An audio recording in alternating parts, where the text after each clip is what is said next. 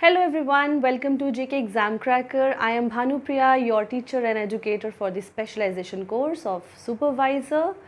And once again I welcome you all to the revision series. हमारी revision series जो चल रही है उसका हमारा आज यूनिट नंबर 3 का टॉपिक हमने आज लिया है, that is child labour and child abuse.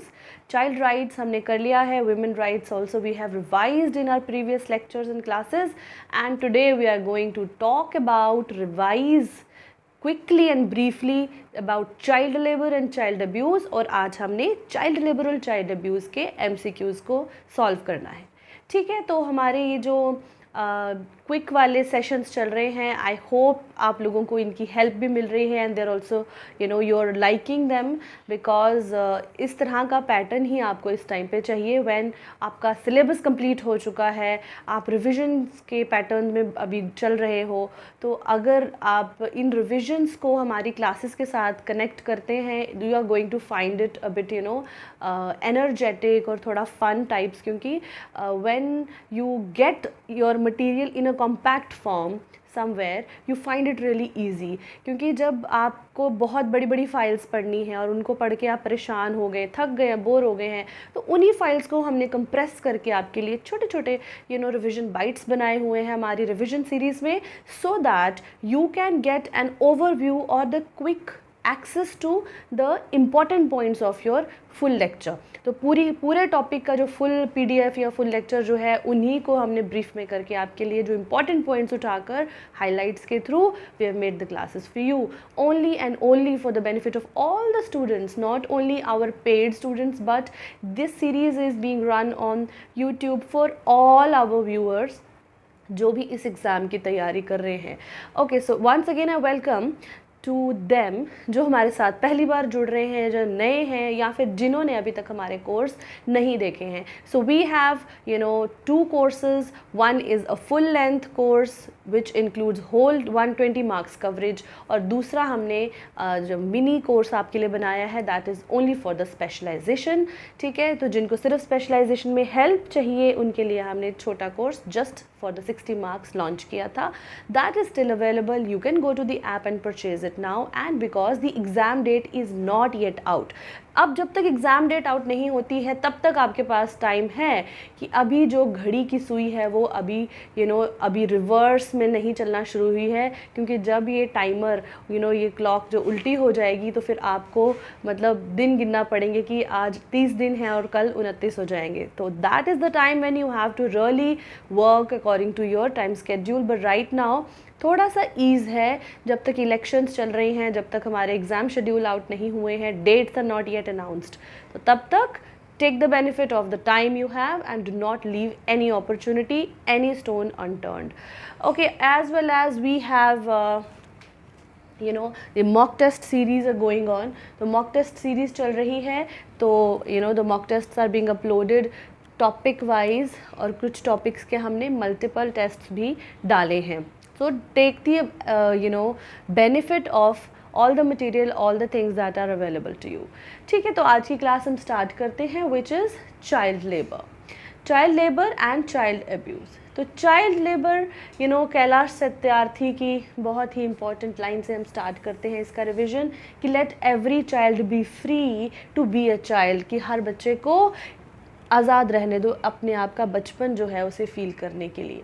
So who is a child? First of all, child कौन होता है? जो 18 साल की उम्र से कम के जो लोग हैं उन्हें चाइल्ड कहा जाता है. United Nations convention on child rights भी यही कहती है, and it is also mentioned in various acts and various legislations. जहाँ तक हम एम्प्लॉयमेंट की बात करते हैं, तो कुछ एक्ट्स जो हैं वो कहते हैं कि 14 साल से कम उम्र के बच्चों को पर्टिकुलर एम्प्लॉयमेंट में नहीं डाल सकते, और कुछ एक्ट कहते हैं कि 18 साल से कम उम्र के लोग जो हैं वो बच्चे होते हैं. So this chart shows us that different Indian acts define different ages to call somebody a child, किसी को बच्चा कहने के लिए। तो child labour prohibition and regulation act 1986 का जो था वो 14 साल की उम्र को मानता था। It has been amended now. Mines act says 18 years की 18 साल से कम उम्र का बच्चा जो है वो माइंस में नहीं काम कर सकता। फैक्ट्रीज एक्ट कहता है कि 14 साल से कम उम्र का बच्चा नहीं कर सकता, and so on and so forth. This table gives us some brief idea of what is the minimum age to be called as a child. Now child labor के बहुत सारे causes क्या हैं? child labor के causes बहुत सारे हैं, such as गरीबी, poverty, है ना, schooling ना होना, स्कूल में जब बच्चे नहीं जाते, घर में होते हैं फारिग या यूँ ही यहाँ वहाँ फैल रहे घूम रहे होते हैं, खेल रहे होते हैं, तो when the families are also poor, so there is a tendency to put them into work, उनको लेबर करवाने में, उनसे काम लेने में प्रेफर किया जाता है। Cultural and social superstitions are there, then illiteracy, और हमारे इकोनॉमी के बहुत सारे कॉजेज़ हैं, population, overpopulation, urbanization, when the parents move from the rural to the urban areas and there they do not find it enough to meet their both ends meet। जब माँ बाप या बाप की कमाई जो है वो इनफ नहीं होती घर के खर्चे पूरा करने के लिए, तो बच्चों को भी काम में डाला जाता है सो दैट वो भी कुछ कमाएं और घर में कंट्रीब्यूट करें। सो चाइल्ड लेबर जो है ना, ये union as well as state के अंडर आती है। इट इज़ नॉट समथिंग जो कि सिर्फ स्टेट को ही लुक आफ्टर करना है या फिर सेंटर को लुक आफ्टर करना है, but it is a matter which is to be dealt by both the levels, that is state as well as centre. So बहुत सारे एक्ट्स या यहाँ पे you can see there is a list of different acts for prohibition और for the regulation of the child labour. तो पहला सबसे important act कौन सा है? Child labour prohibition and regulation act 1986। फिर है factories act 1948, mines act 1952, juvenile justice care and protection of children act 2000, right to education act 2009, National Child Labour Program 1988, Article 24 of the Indian Constitution, and also there are several NGOs and other organizations that are working against child labour. Fine. Now, World Day Against Child Labour is observed on 12th of June every year. 12 जून हर साल world day against child labour observe किया जाता है, और 2023 that is the last one जो था, उसका theme क्या था? Social justice for all, social justice for all and child labour, ये थीम था। ओके, और अगर आपका एग्ज़ाम ज़्यादा डिले होता है तो इस साल के भी जून में जब ये world day against child labour आएगा, प्लीज़ मेक श्योर दैट हम उसका भी थीम जो है वो मेमोराइज़ कर लें।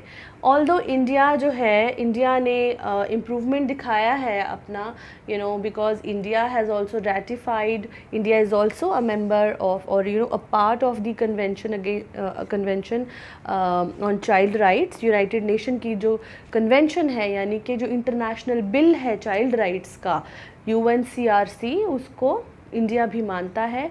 तो उसी को मानते हुए इंडिया के जो चाइल्ड लेबर या चाइल्ड अब्यूज़ के जो केसेस हैं, ओवरऑल इन बच्चों के जो राइट्स हैं, उस पे इंडिया के काफ़ी ज़्यादा इम्प्रूवमेंट हमें देखने को मिलती है, but still there are several issues to be thought about.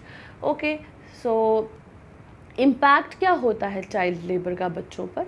बच्चों पे ये होता है इम्पैक्ट कि कुछ ऐसे काम होते हैं जो बच्चों का शरीर या बच्चों का दिमाग, सोच समझ अभी उसके लिए रेडी नहीं होती। कभी कभी उनको इसमें इंजरीज़ हो सकती हैं। They can also die under child labour. कोई ऐसी गैसेस अगर उन्होंने इनहेल कर ली या कोई ऐसा भारी काम करते हुए दे गेट इंजर्ड और hurt, they may also die. Okay, brain and nervous system की डेवलपमेंट हैम्पर होती है। कोई ऐसे काम होते हैं, कुछ ऐसी, जैसे मैंने कहा कि चीज़ें होती हैं दैट एक्चुअली इम्पैक्ट देम, तो नेगेटिव इम्पैक्ट होता है उनकी हेल्थ पर। as well as mental health is very important. बच्चों की mental health is very important, and when they are exposed to violence and such things or labor that is beyond their physical capability, so they face issues and they can suffer anxiety, depression and other mental issues including suicidal tendencies. Fine. Child sexual abuse की अगर हम बात करें तो it leads to unintended pregnancies, abortions, gynecologic issues, STDs that is sexually transmitted diseases including AIDS etc. इस तरह की बीमारियां, इस तरह की तकलीफ़ें जो हैं उन्हें हो सकती हैं if they are sexually abused. Violence जो है बहुत सारी और भी नॉन कम्युनिकेबल डिजीज़ को कारण बन सकता है, and also future generations are impacted. So overall what are we seeing that कि चाइल्ड अब्यूज़ का या चाइल्ड लेबर का बच्चों पर बहुत नेगेटिव इफ़ेक्ट होता है, which is physical, mental, emotional as well as sexual. तो वो कभी भी अपने आप को उस तरह से समाज में नहीं डेवलप कर सकते, नहीं देख सकते. They can not become strong and good and fruitful citizens of the future world. Now what are the major measures that have been taken? कुछ constitutional provisions हैं, कुछ acts हैं और कुछ latest जो actions लिए गए हैं उनको हमने यहाँ पर we have listed all of them and they are all in very brief. I am telling you that this is what these are revision series, revision bites हैं. So कभी कभी हमें ये comments देखने को मिलते हैं कि मैम इसको डिटेल में समझाइए. तो बच्चे हर कुछ डिटेल में पढ़ाई हुई है which is in are like major classes. कुछ जो हमारी क्लासेस, कुछ मेरे लेक्चर्स जो हैं वो यूट्यूब पर हैं, और कुछ जो अगर आपको फुल कोर्स के बारे में बात करनी है तो फुल कोर्स जो है वो ऐप पर अवेलेबल है. तो अगर पूरा एक्सेस किसी को देखने की ज़रूरत है तो वहाँ पर देख सकते हैं, लेकिन यहाँ पर यू कैन नॉट एक्सपेक्ट, और प्लीज़ मुझसे इस तरह की डिमांड्स मत किया कीजिए कि यहाँ हमें पूरा डिटेल में जेंडर इनइक्वलिटी, जेंडर डिस्क्रिमिनेशन के बीच का पूरा डिफरेंस समझाइए. I try to give my best कि इतने टाइम में क्योंकि MCQs भी हमने सॉल्व करने हैं तो उसके हिसाब से जितनी ज़रूरत है I try to give my best. But do not expect कि मैं अब यहाँ पर पूरा का पूरा टॉपिक फिर से पढ़ाऊँ या पूरी स्कीम्स के पूरे क्लॉजेज यहाँ पर आपको एक्सप्लेन करूँ, ठीक है, बिकॉज ये रिविजन सीरीज़ है, इसका टाइटल आप मत भूलें, है ना. तो कॉन्स्टिट्यूशन प्रोविजंस देखने हैं. कॉन्स्टिट्यूशन प्रोविजंस जो हैं जो कि बच्चों के राइट्स के लिए बात करते हैं, सबसे पहला तो आता है article 21 which is what it provides for the right to life and personal liberty. की हर किसी को लाइफ का और पर्सनल लिबर्टी का राइट है, तो बच्चों को भी है. आर्टिकल 21A जो कहता है free and compulsory education to all children between the ages of 6 and 14 years. 6 से 14 साल के बच्चे जो हैं, 14 साल तक की उम्र के बच्चों की जो फ्री और कंपल्सरी एजुकेशन की जिम्मेदारी किसकी है? सरकार की है. Article 24, no child below the 14 years of age should be employed to work in any factory, mine or any other hazardous employment. ठीक है, कि कोई भी बच्चा जो 14 साल की कम से कम की उम्र का है उसे किसी भी फैक्ट्री, माइन या किसी भी ऐसी एम्प्लॉयमेंट में नहीं डाल सकते जो कि उसके लिए ख़तरनाक साबित हो सकती है. Then there is 39F.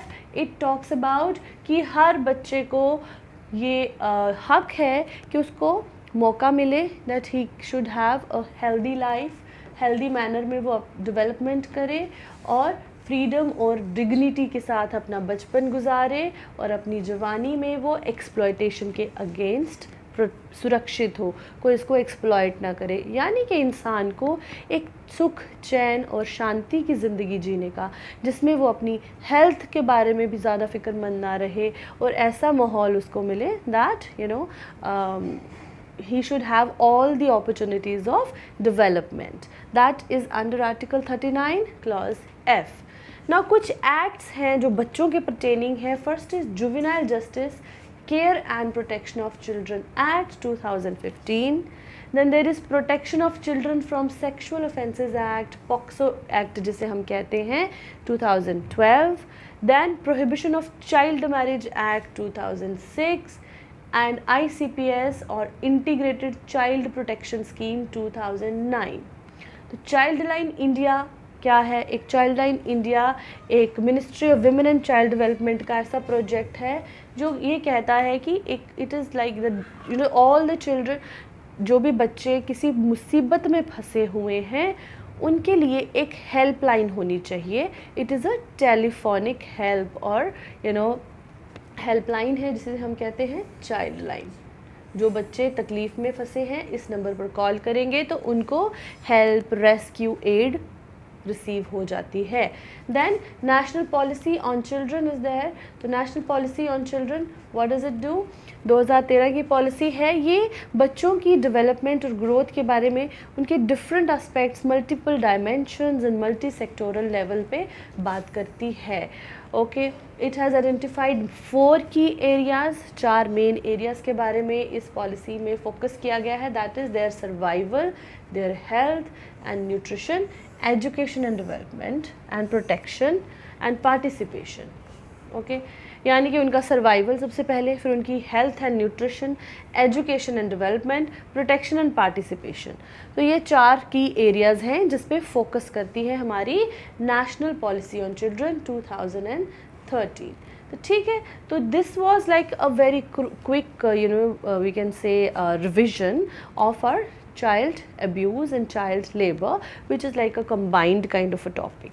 ठीक है, सो अब हम स्टार्ट करते हैं हमारे मल्टीपल चॉइस क्वेश्चंस की discussion. Question number 1, what is the most common form of child abuse? Child abuse की सबसे कॉमन फॉर्म यानी कि जो बड़ी आम देखने को मिलती है कौन सी है? Emotional abuse, sexual abuse, physical abuse और नेग्लेक्ट. ठीक है, तो पहला ऑप्शन है इमोशनल अब्यूज़, यानी कि क्या बच्चों को इमोशनली अब्यूज़ सबसे ज़्यादा किया जाता है. सेक्सुअल अब्यूज़ है जो सबसे कॉमन फॉर्म है.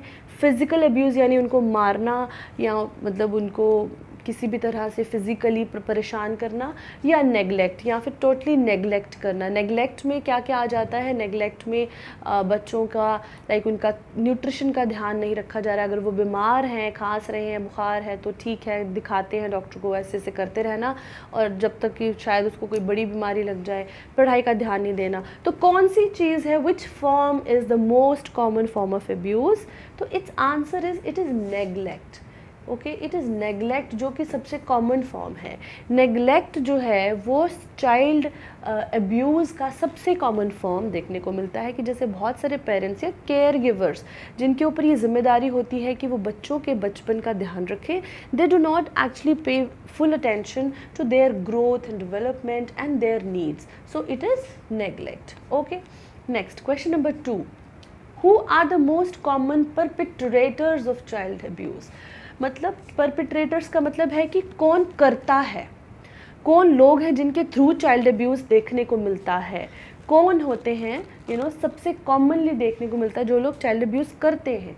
स्ट्रेंजर्स, टीचर्स, पेरेंट्स और केयर गिवर्स और सिबलिंग्स.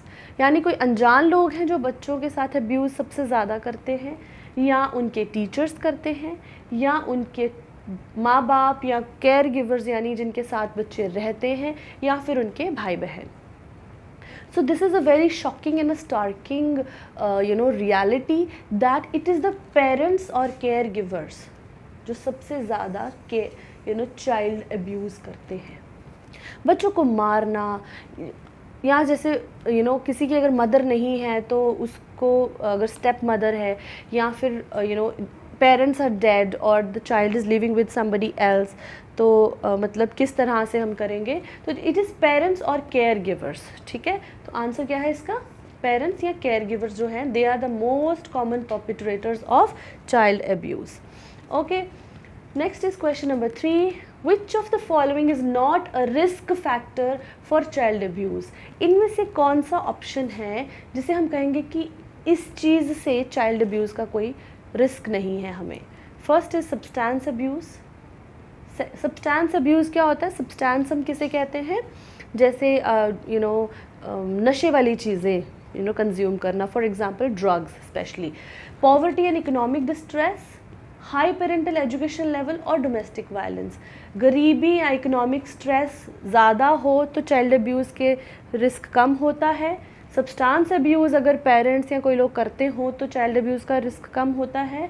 पेरेंट्स जो हैं वो पढ़े लिखे हों तो चाइल्ड अब्यूज़ का रिस्क कम होता है, या डोमेस्टिक वायलेंस होता हो घर में तो चाइल्ड अब्यूज़ का रिस्क कम होता है क्या?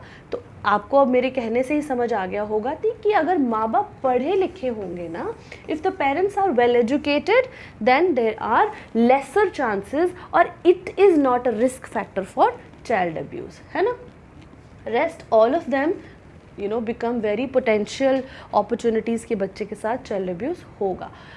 Fourth, what is grooming in the context of child abuse. अब ये क्वेश्चन की जो लाइन, ये जो वर्ड, कैची वर्ड है ग्रूमिंग, ये समझिए।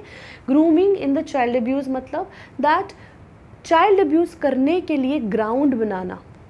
चाइल्ड अब्यूज़ करने के लिए क्या चीज़ है कि it becomes like the base, कि चाइल्ड अब्यूज़ से पहले कोई करता है, क्या है? Number 1, providing a child with education and mentorship, बच्चे को पढ़ाई लिखाई देना, या building a trusting relationship with a child to exploit them sexually और इमोशनली, या बच्चे के साथ पहले ट्रस्टिंग रिलेशनशिप बनाना, अच्छा रिलेशनशिप बनाना, उसके क्लोज आना, और बाद में उसको सेक्सुअली और इमोशनली एक्सप्लॉइट करने के नज़रिए से, ऐसी मतलब नीयत रख के कि पहले इसको मैं अपने झांसे में लूँगी या लूँगा और उसके बाद मैं इसको अब्यूज़ करूँगी।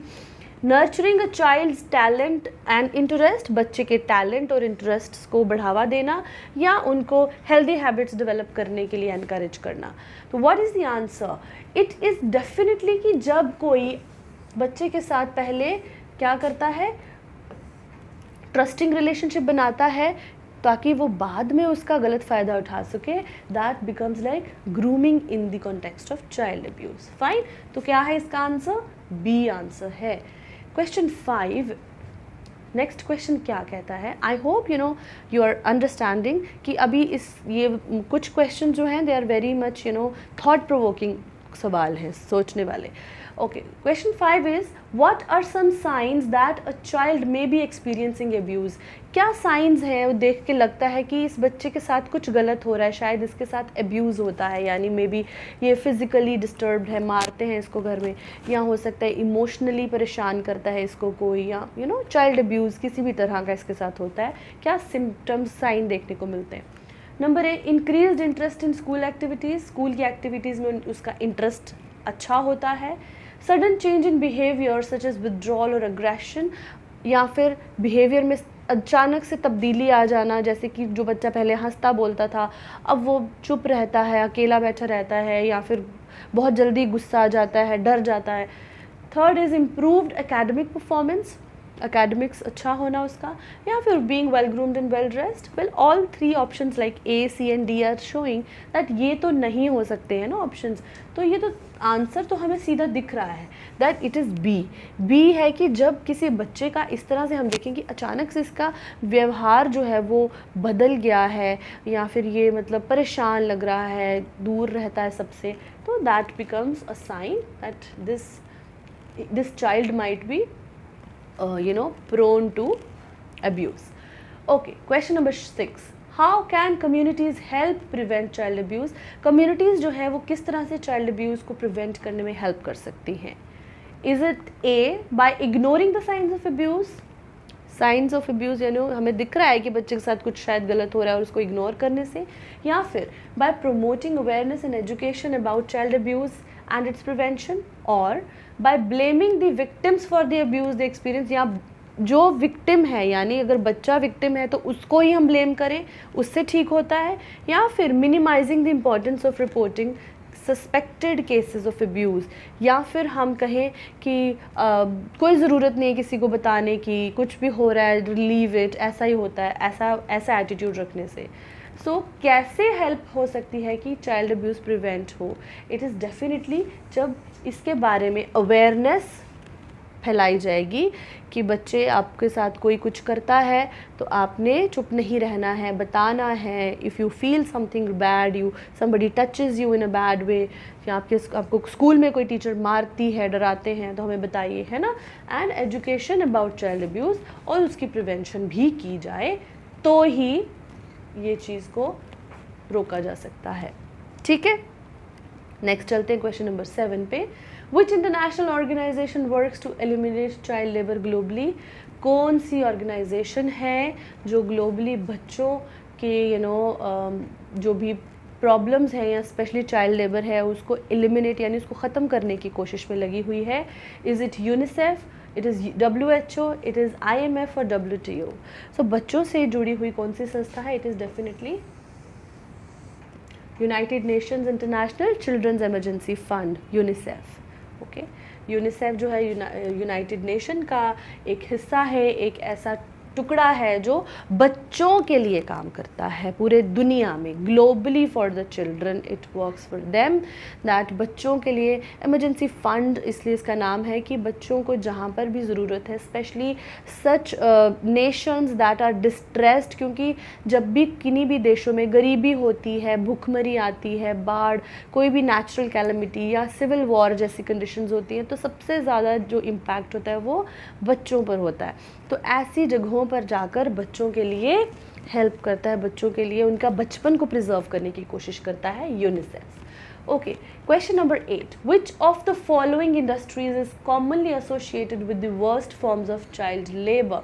कौन सी इंडस्ट्री है इनमें से अमंग द 4 जो 4 ऑप्शंस दिए हैं इनमें से हमने सोचना है दैट कौन सी इंडस्ट्री चाइल्ड लेबर का वर्स्ट फॉर्म हमें देखने को मिलता है? Agriculture, information technology, health care और फैशन. तो फैशन में बच्चों का कोई लेना देना नहीं है. Even if they are like अगर कुछ बच्चे मॉडलिंग करते हैं तो इसमें उसको अब्यूज़ या कोई बहुत ज़्यादा बैड इम्पैक्ट देखने को नहीं मिलता है. हेल्थ केयर में बच्चों का लेना देना नहीं है. nor in the IT. So it is what? It is agriculture.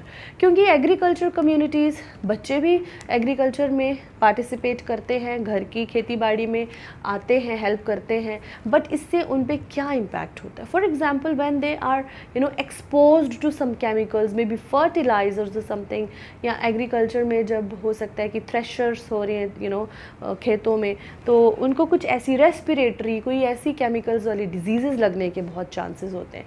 So it is agriculture. I hope it is clear and no doubts so far. Question 9. Which of the following is not considered a root cause of child labor? इनमें से क्या चीज़ है जो child labour का root cause नहीं है?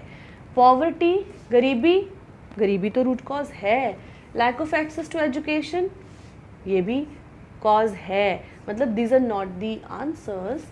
Cultural attitudes, यानी if some communities or some societies have this एक उनका पैटर्न है कि बच्चों से काम करवाना ही करवाना है, तो क्या इससे चाइल्ड लेबर रुक सकती? नहीं, ये भी चाइल्ड लेबर का कारण है. चाइल्ड लेबर का कारण क्या नहीं है? इज़ कि गवर्नमेंट की रेगुलेशंस जो कहती हैं कि चाइल्ड लेबर को रोकना है. तो government regulations promoting child labour is the answer. Question number 9 का आंसर डी है कि सरकार की ऐसी नीतियाँ जो चाइल्ड लेबर को प्रोहिबिट करती हैं, that are not the root cause for child labour, rest all of them are. What does question number 10 say? What are the cardinal principles of the ICPS 2009, that is Integrated Child Protection Scheme 2009? What is the cardinal principles, यानी इसका basic principal क्या है? इसका basic principle education and health care है, protection of child rights and best interest of the child, financial assistance and legal aid, और vocational training and skill development. चलिए last वाले option से चलते हैं. लास्ट वाला ऑप्शन कहता है कि ICPS क्या बात करता है कि वोकेशनल ट्रेनिंग बच्चों को देनी चाहिए या उनको स्किल्स प्रोवाइड कराने चाहिए अलॉन्ग विद एजुकेशन, या फिर कहता है कि बच्चों को फिनेंशियल असिस्टेंस और लीगल एड दी जाए, या फिर कहता है कि बच्चों के राइट्स का मतलब सुरक्षा की जानी चाहिए जो कि उनके हित में हो,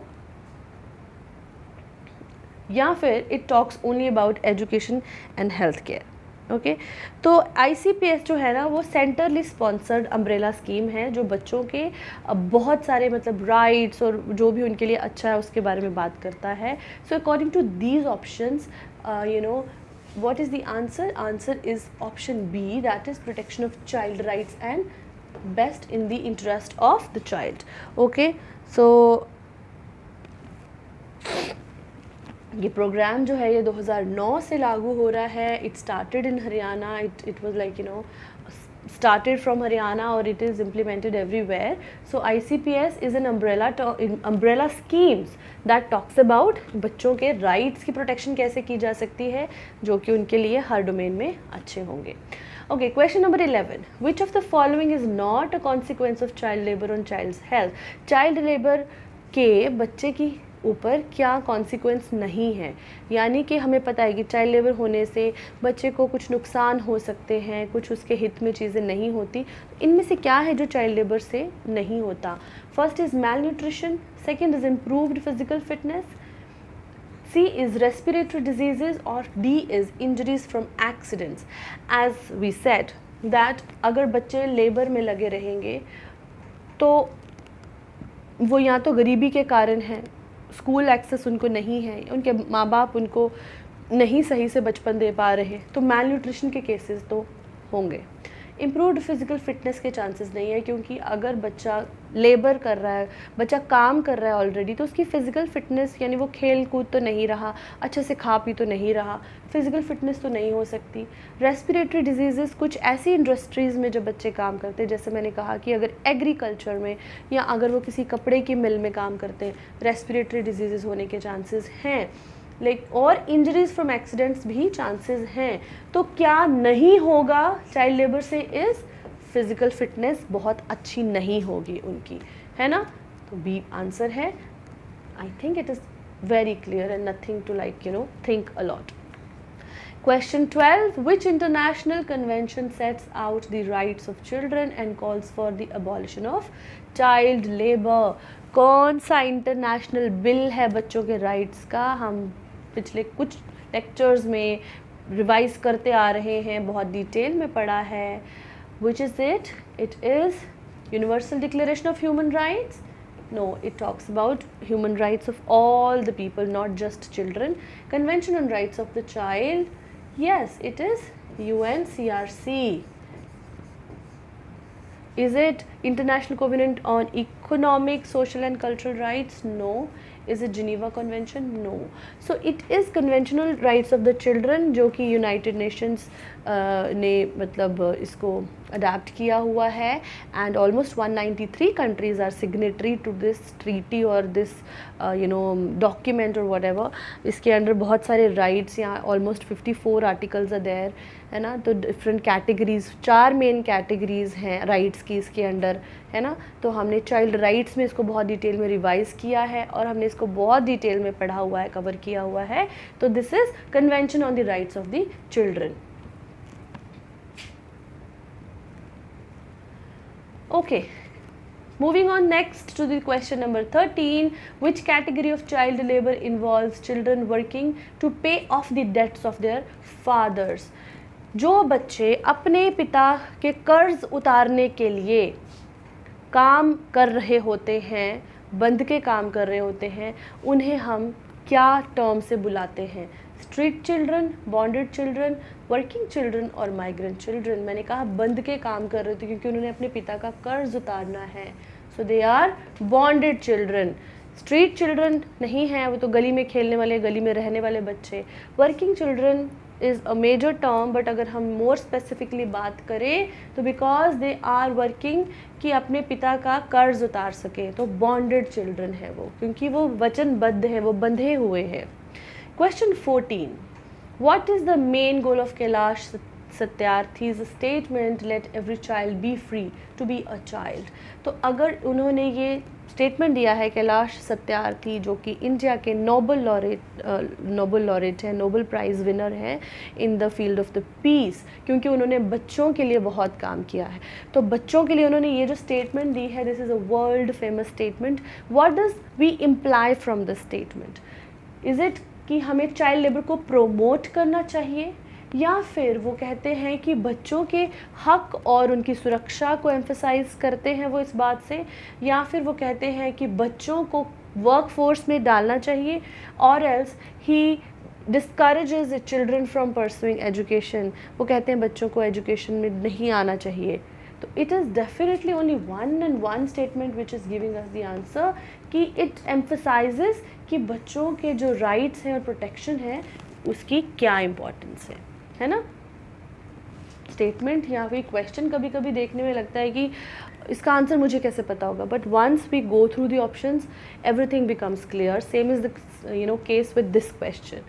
Okay, next is question number 15. Which legislative act in India specifically addresses child labor? कौन सा एक्ट है जो स्पेसिफिकली इंडिया में चाइल्ड लेबर को एड्रेस करता है? तो it is mines act 1952? No.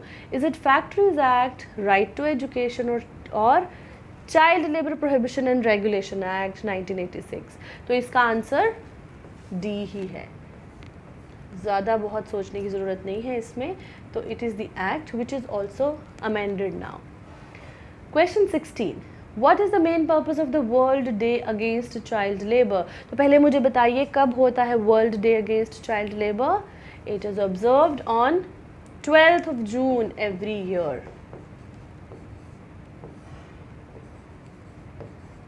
ठीक है जी. Even during Covid it was observed virtually. तो ये दिन जो है ये चाइल्ड लेबर के अगेंस्ट इस दिन कुछ प्लेजेस ली जाती हैं, सारे देश मिलकर आते हैं, बच्चों की प्रॉब्लम्स इश्यूज़ के बारे में बात करते हैं, क्या क्या किया जा रहा है दुनिया में, क्या क्या आगे होने की ज़रूरत है उसके बारे में बात करते हैं. तो it is observed on 12th of June. ठीक है, ये याद रखना. तो इस बार की जो थीम थी वो भी आपको हमने रिवाइज करवाई अभी, है ना. तो व्हाट डज इट से? क्या ये चाइल्ड लेबर को सेलिब्रेट करता है, या फिर ये चाइल्ड लेबर के लिए अवेयरनेस फैलाता है, या चाइल्ड लेबर को प्रमोट करता है, और it provides resources for child labourers. तो what is the main purpose is कि अवेयरनेस रेज की जाए चाइल्ड लेबर के अगेंस्ट, कि चाइल्ड लेबर जो है वो बच्चों के लिए अच्छा नहीं होता, बच्चों को किस किस तरह से इम्पैक्ट करता है, and it has to be banned and stopped in every nook and corner of the world and in every manner. Okay. Question 17. Which of the following is not considered a form of child abuse according to World Health Organization? According to World Health Organization, इनमें से कौन सा type है जिसको वो child abuse नहीं मानते हैं? Physical abuse, mental abuse, financial abuse और नेगलेक्ट. तो भैया जहाँ तक नेगलेक्ट की बात है वो तो हमने कहा most common form of child abuse है. फिनेंशियल अब्यूज़ के बारे में मुझे नहीं लगता, बट मेंटल अब्यूज़ तो बच्चों का होता है. व्हेन चाहे पेरेंट्स बच्चे के सामने बार बार लड़ते रहते हैं, मारते पीटते हैं, बच्चे को ही मारना पीटना या बच्चे के साथ इस तरह से व्यवहार करना, बातें करना, तो वो मेंटली डिस्टर्ब होता है. फिज़िकल अब्यूज़ तो डायरेक्टली या तो बच्चे से काम लिया जाए, उसको खेलने नहीं देना, या और उसको मारना पीटना, all that stuff is physical abuse. तो इट इज़ फिनेंशियल अब्यूज़ जिसको नहीं मेंशन किया गया या जिसको नहीं मानते, क्योंकि बच्चे का फिनेंशियल रिसोर्स अपना एज सच कुछ नहीं होता, तो फिनेंशियल अब्यूज़ बच्चे का नहीं माना जाता. ओके. अब article 21A, very common and easy question but good to revise. According to Article 21A, the Indian Constitution की क्या रिस्पॉन्सिबिलिटी है, मतलब स्टेट की क्या रिस्पॉन्सिबिलिटी है under this article 21A? To provide free and compulsory education to all children aged 6 to 14 years. तो यही answer है. Let's just have a look on the others, but there's no need to get confused because Article 21A जो है वो हमारे Amendment Act 2000 मतलब 9 में ये आया था that जो एजुकेशन है वो फंडामेंटल राइट है. तो इसके तहत 6 से 14 साल के बच्चे जो हैं उनको फ्री और कंपल्सरी एजुकेशन प्रोवाइड की जाती है. यानी कि ऑलमोस्ट 8वीं तक के जो बच्चे हैं वो फ्री एजुकेशन के लिए उनका फंडामेंटल राइट है. Next is like provide children, protect children from sexual offences. No, it comes under POCSO. Ensure children have opportunities for healthy development. It comes under Article 39 Clause F.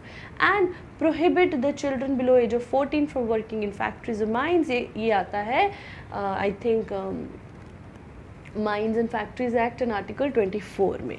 ठीक है जी. तो question number 19. What is the primary purpose of the juvenile justice care and protection of children act 2015? तो ये जो हमारा act है juvenile justice care and protection act 2015, इसका primary purpose क्या है? to provide free education to the children, to protect children from sexual offences, to address the needs of children in need of care and protection, or to establish child-friendly procedures for reporting sexual abuse.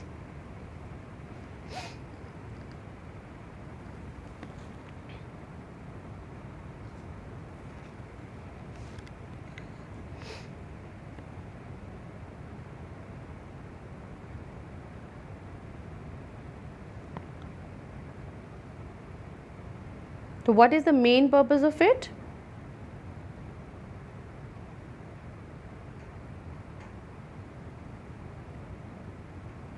ठीक है, तो ये act जो है ये कब पास किया था? 2015 में, ठीक है।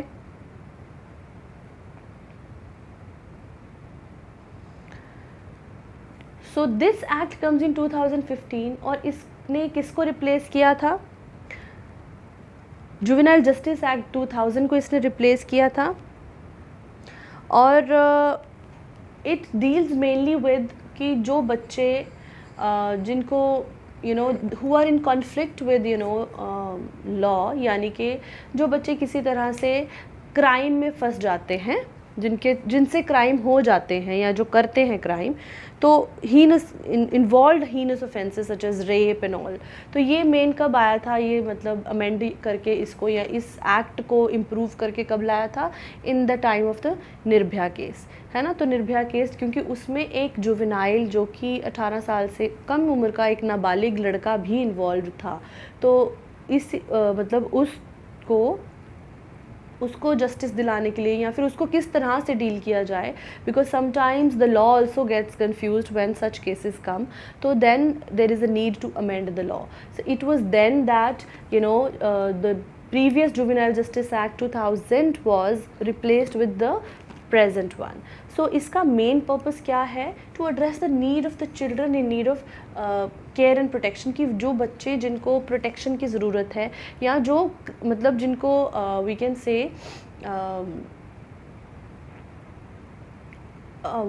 what I'm not getting like correct word is that जिन बच्चों को protection की ज़रूरत है in the law, within the law, यानी जो जैसे उनको कोर्ट में जाना है या चूँकि वो अभी छोटे भी हैं, उनका दिमागी पूरा डेवलपमेंट अभी नहीं हुई है, we do not consider them as adults, उनके साथ पूरा एडल्ट्स की तरह ट्रीटमेंट भी नहीं कर सकते, but also they are involve in crime, so it is for them. Okay, तो बाकी अगर सेक्शुअल अब्यूज़ की बात करें तो सेक्शुअल अब्यूज़ के जो केसेस हैं that are dealt under POCSO act 2012। Next question यही आ जाता है, what major change was introduced in POCSO act by the centre in 2018? तो 2018 में पॉक्सो एक्ट में एक मेजर चेंज किया गया था। What was that? Very important question. First is removal of the death penalty for child rape. Child rape के लिए death penalty को रिमूव करना नहीं, उल्टा डेथ पेनल्टी को इंक्लूड किया गया था। Introduction of a time limit for reporting child abuse cases, clearing the ordinance for death penalty for raping children up to 12 years of age, lowering the age of consent for sexual activity. No, ऐसा कुछ नहीं है, consent for sexual activity के लिए as को नहीं कम किया गया था। Clearing the ordinance for death penalty for raping children up to 12 years of age, or removal of the death penalty for child rape. No. Okay.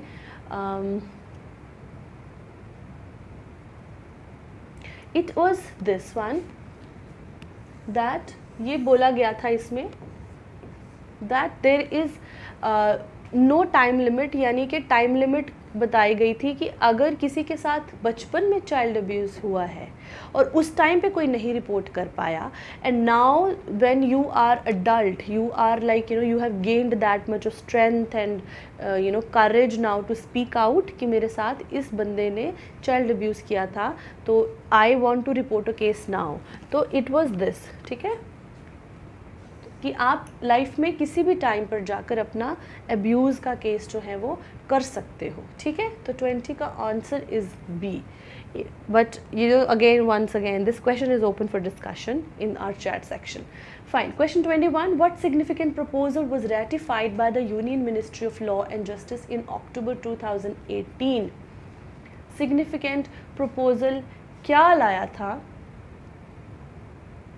Just a moment please, I am now in doubt.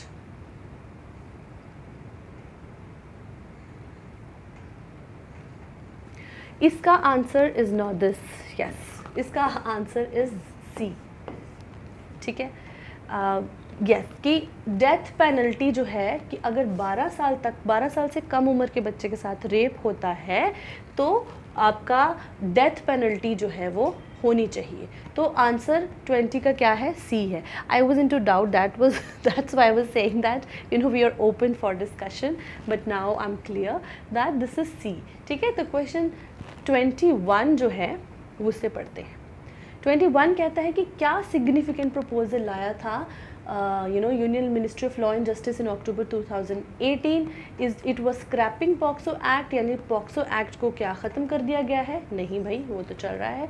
Setting a time limit for reporting child abuse case? No, setting a time limit नहीं है. Introduction of a hotline for reporting child abuse और removing the time limit for reporting child abuse cases? Yes, it is this that कोई time limit नहीं है child abuse cases को report करने की. Yes, removing.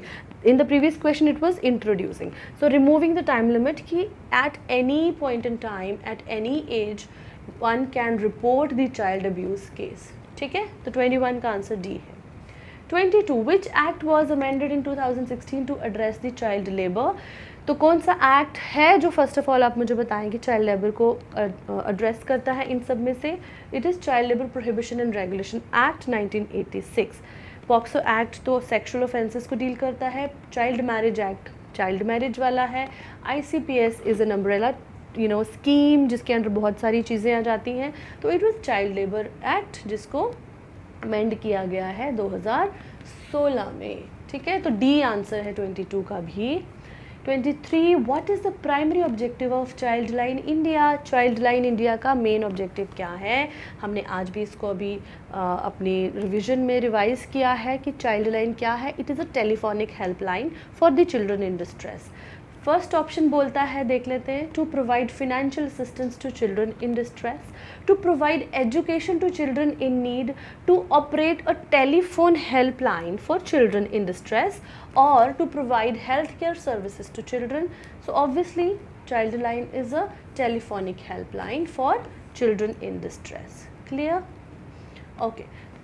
Question 24 पे आते हैं. What is the purpose of the national policy on children 2013? तो हमारी जो नेशनल पॉलिसी है बच्चों की 2013 की, इसका मेन पर्पस क्या है या फिर व्हाट डज इट डू?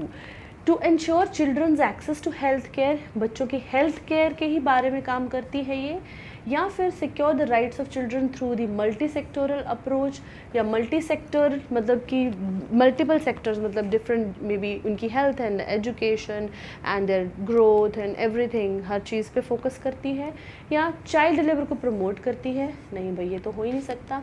या बच्चों को फिनेंशियल असिस्टेंस देती है? नहीं. सो इट इंश्योर्स कि बच्चों के राइट्स जो है वो एक्सरसाइज हो through multi sectoral multiple sectors, every all different domains it focuses on. So it is the main goal of the national policy on children 2013. Okay, we come to the question number 25. Which act aims to protect children from sexual abuse, harassment and pornography? तो ये जो मतलब बच्चों के जो sexual offences हैं उनको कौन सा एक्ट डील करता है? किस एक्ट के अंडर हम इसको डील करते हैं? Is it juvenile justice act 2015? Is it protection of children from sexual offences act 2012? Is it child labour act 1986 और prohibition of child marriage act 2006? तो children students, this is POCSO यानी prohibition protection of children from sexual offences act. POCSO का full form ही यही है. Okay, तो it is this. Fine. So with this we have come to the end of the multiple choice questions discussion.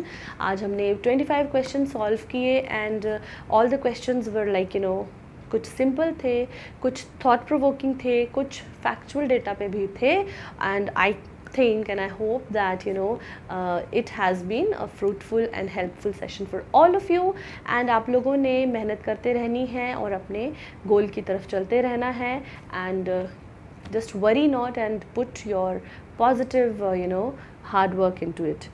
And with this I end my session of today. All the best to all of you. Thank you.